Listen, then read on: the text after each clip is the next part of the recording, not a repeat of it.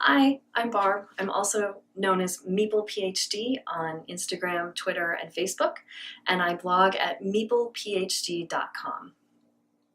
Thank you for joining me in my first episode of Cosmic Game Connections, a little segment where I'm going to connect something that's current and exciting in science news, mostly astronomy news, and see if I can't connect it to something on my game shelf.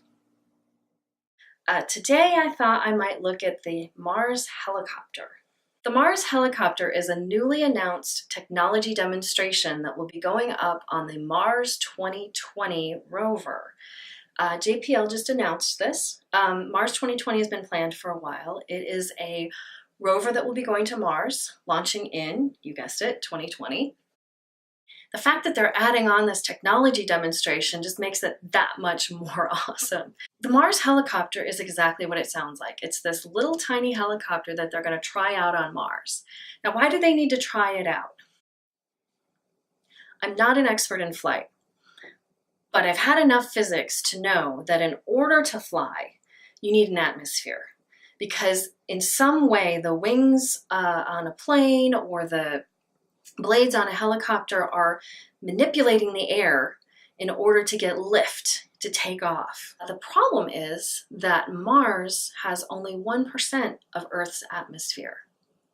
To put it another way, at the very surface of Mars, the atmosphere is as thin as Earth's atmosphere is at 100,000 feet.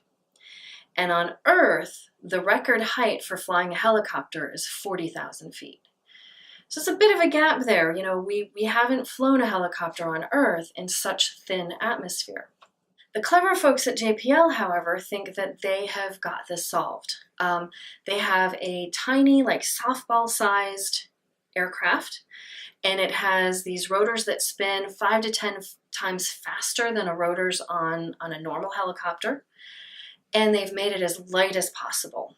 They've made a prototype, and they've tried flying it in a simulation of Mars's atmosphere.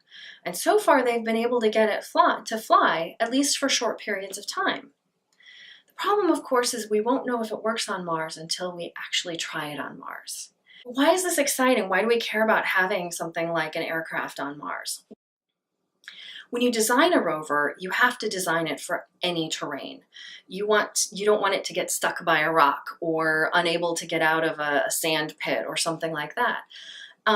If you have a helicopter, I mean, I can imagine, either using the helicopter alone as the rover or using it in conjunction with a rover. Think about, you have a rover, it sends this little helicopter up to map out the best route for it or to look for an interesting site that maybe we wouldn't have seen from a satellite image. So this is super cool. And I'm really looking forward to see if this will work, but we have a few years to wait. I was thinking about this little helicopter flying over all those different terrains on Mars. And the game that came to mind was Odin's Ravens.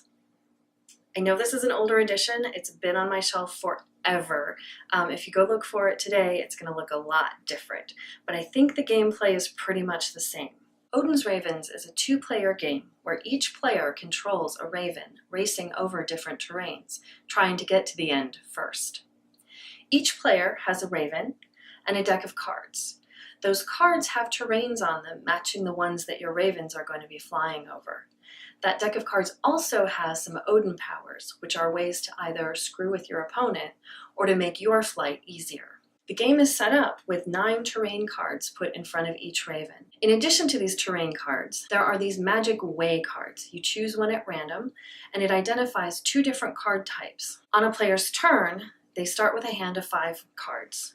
They also have an auxiliary stack in front of them. On their turn, they can play up to 3 cards from their hand and up to 3 cards from the top of their stack.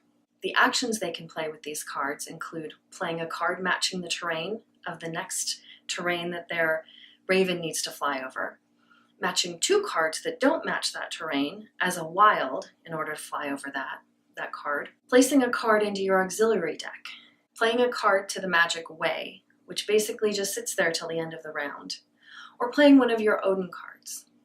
At the end of their turn, players have the option of extending the race, adding another terrain card to the end.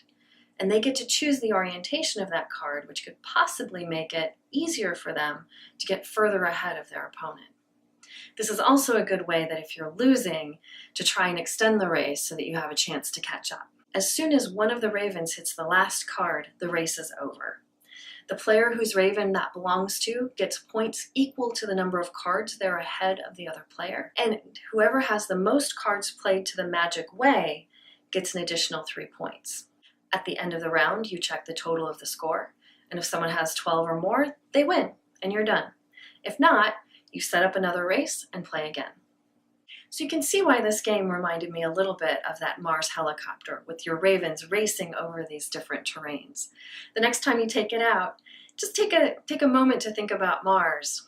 And in a few years, maybe we'll have little ravens flying over those terrains as well. Thanks for joining me for this segment of Cosmic Game Connections, and I hope you'll join me again.